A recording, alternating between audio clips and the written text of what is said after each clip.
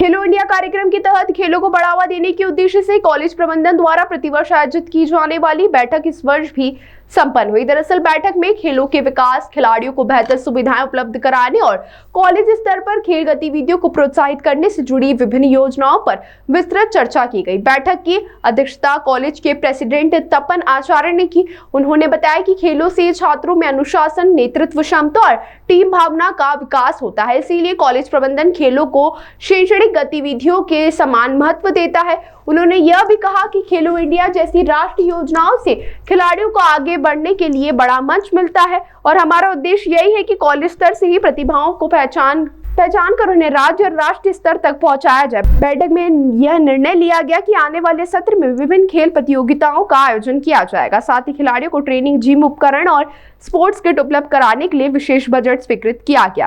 अंत में प्रेसिडेंट तपन आचार्य ने सभी सदस्यों को धन्यवाद देते हुए कहा, कॉलेज प्रबंधन खेलो इंडिया के लक्ष्य खेलों, बड़ों और देश को आगे बढ़ाओ को साकार करने के लिए निरंतर प्रयासरत रहेगा।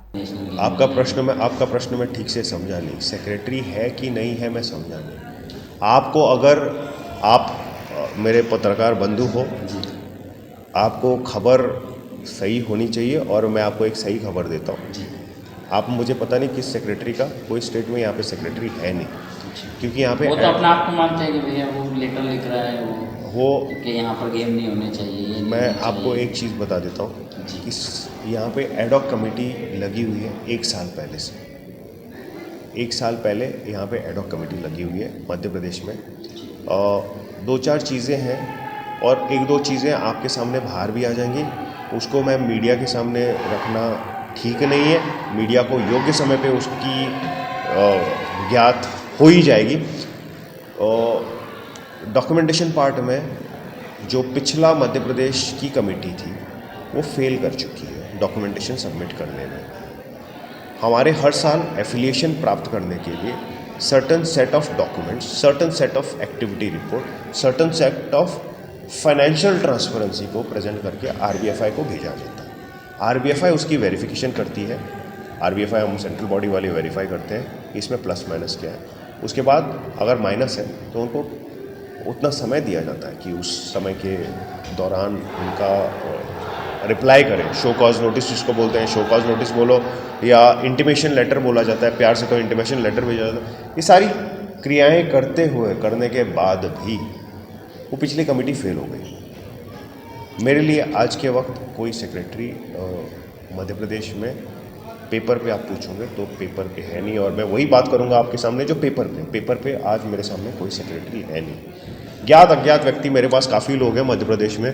हमारे हेमंत भाई एडॉक कमेटी के मेंबर्स हैं कि काफ़ी मेहनत लेके इन्होंने ये गेम किया है, यहाँ पे सेटअप किया है। RBFI के साथ ही, मतलब ये एडॉक कमेटी RBFI के साथ है। मध्य प्रदेश का अब तक कुछ बना नहीं है। एडॉक कमेटी जब तक फुल पावर में रहती है, एक्सटेंशंस लेके जब एडॉक कमेटी फंक्शनल होती है। अब आज की AGM में जो चल रही है, मैं आपको मीडिया बाइट देने के लिए 10 मिनट के लिए बाहर आया हूँ। मीटिंग चल रही है, मैंने चेयर किसी और को हैंड ओवर किया है कि आप लोगों को देर ना हो, इसलिए मैं बाहर आया हूँ। मीटिंग में आज इलेक्शन भी डिक्लेयर हो सकता है मध्य प्रदेश के, तो इसके लिए आप हमसे जुड़े रहिए। कुछ देर के बाद आपको हो सकता है कि मध्य प्रदेश के इलेक्शन की सूची भी मिल जाए घंटे भर में। अगर हेमंत भाई ने अच्छा काम किया होगा तो इलेक्शन अवश्य डिक्लेयर हो जाएगा।